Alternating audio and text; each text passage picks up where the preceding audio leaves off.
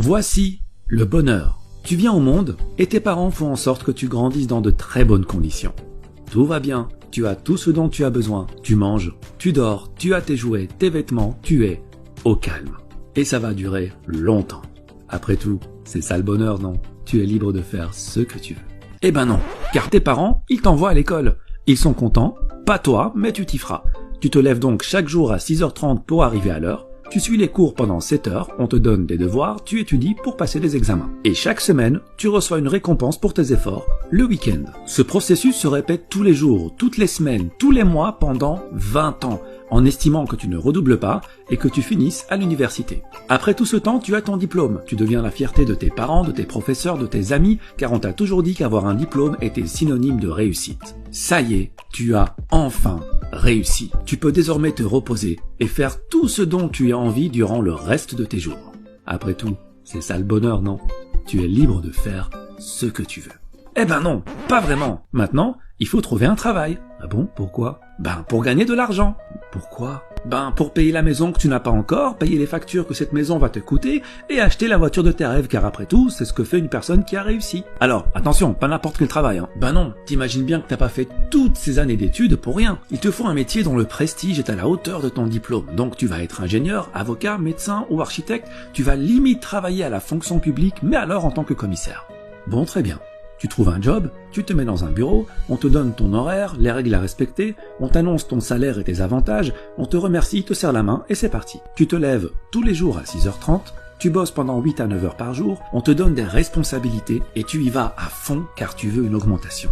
C'est facile, on t'a rodé à ça pendant 20 ans. Tu t'y habitues et à la fin de chaque mois, tu reçois une récompense pour tes efforts, un salaire. Salaire que tu utilises pour payer tes charges obligatoires, ta nourriture, ta voiture, les sorties qui t'aident à casser la routine que tu t'es créée et des vacances une fois par an. Et tu parviens même à mettre de côté, juste au cas où.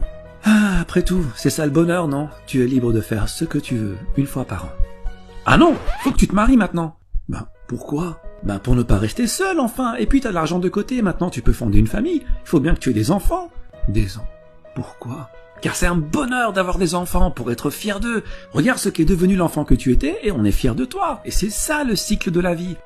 Bon, très bien. Tu trouves un ou une partenaire, tu te maries, tu fais des enfants. Mais attention, t'es pas en pause carrière. T'avais déjà 8 heures de ton temps quotidien passé au travail. Rajoute 3 à 4 heures par jour pour t'occuper des enfants et trouver des activités. Mais comme après une longue journée de travail, t'as qu'une envie, c'est de te reposer, tu compteras sur le week-end, qui à la base était une récompense, mais qui va devenir la condensation de tout le temps que tu n'as pas pu passer en famille. Ce processus se répète tous les jours, toutes les semaines, tous les mois, pendant 40 ans. Tu as 65 ans, tu es pensionné, tu t'es enfin débarrassé de ton travail. Tes enfants ont grandi, ont fait leur vie.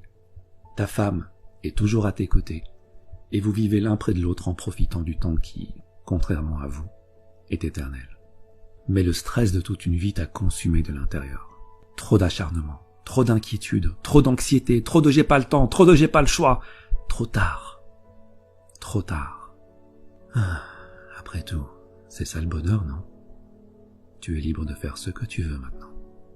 Oui. Maintenant, oui. Tu vois, cette vie-là, c'est un peu comme l'âne et la carotte. L'âne avance pour manger la carotte. Mais lorsqu'il avance, la carotte avance aussi, ce qui le fait avancer davantage, repoussant toujours plus loin l'objectif de son bonheur. Ce stratagème est orchestré par celui qui le monte et dans son unique intérêt, avec, au bout tout de même, une petite récompense pour l'âne afin qu'il ne se décourage pas. Une petite analogie est nécessaire pour comprendre plus en profondeur. Dans cette situation, qu'est-ce qui fait avancer l'âne? Premièrement, le besoin. Mais pas n'importe quel besoin, le besoin créé par la personne qui le monte. Un âne, ça mange de l'herbe, ça mange du foin. Une carotte, c'est une sucrerie pour lui. Ce n'est pas un besoin vital, mais un caprice. Dans la vie de l'homme en société, ce qui le fait avancer est aussi le besoin. Le besoin de consommation dont la nécessité n'est pas vitale, mais a été induite par l'éducation, la publicité, les médias. Deuxièmement, l'insatisfaction. Si tu donnes une carotte à l'âne à chaque fois qu'il parcourt 10 mètres, tu peux me croire, au bout d'un moment, il en aura assez de cette carotte et il arrêtera d'avancer. Chez l'homme en société, c'est pareil.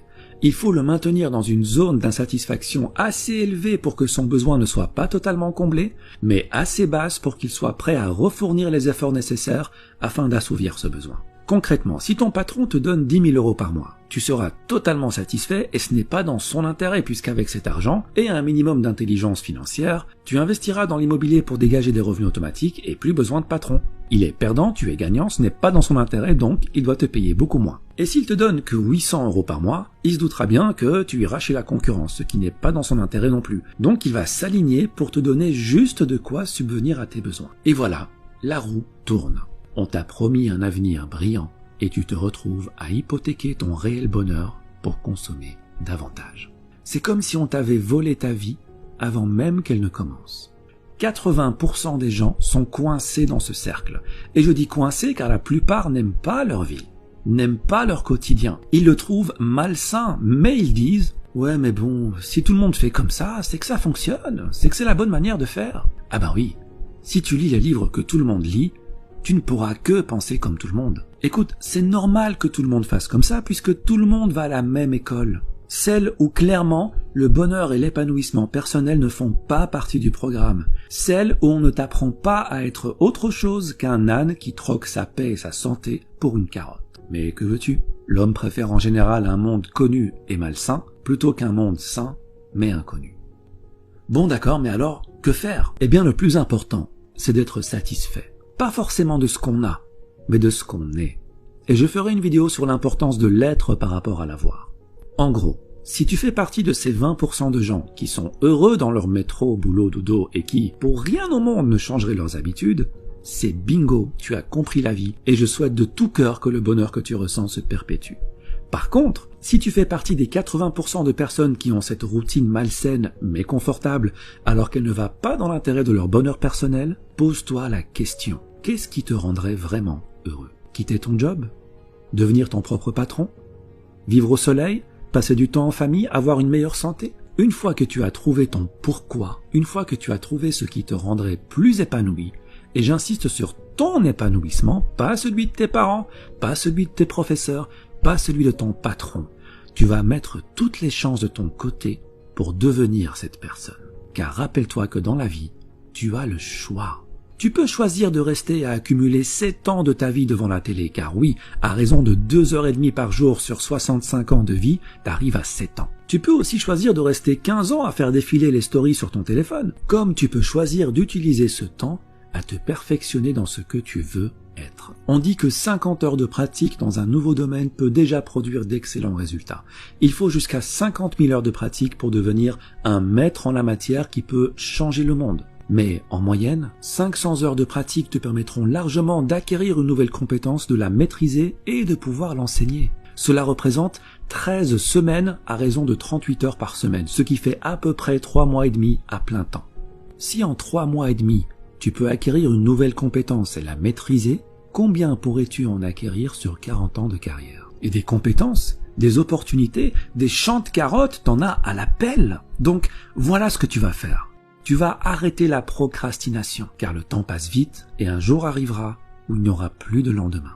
Tu vas sortir des rangs et marcher sur le chemin le moins fréquenté. Ton chemin, pas celui des autres. Celui qui te rend libre, celui que tu as choisi pour toi. Tu seras seul, c'est normal. Tu perdras le soutien de certains, c'est normal. Mais tu seras enfin ce que tu as toujours voulu être. Tu suivras enfin cette petite voix à l'intérieur de toi qui t'a toujours appelé en vain et que tu as enfin décidé d'écouter. Et c'est ça le bonheur. Être notre véritable nous, tout simplement. Il y a un temps de vie qui t'est donné dès la naissance. La question n'est pas combien de temps. Ça, personne ne le sait. La question est comment tu utilises ce temps. C'est ça qui va déterminer ton bonheur. Repère ce que tu veux devenir, crois en ce que tu veux devenir et agis pour le devenir. Il ne faut pas oublier que bien que le temps soit immortel, toi, tu ne l'es pas. Alors utilise-le sagement et marche sur le chemin qui te convient le mieux. Merci et à bientôt.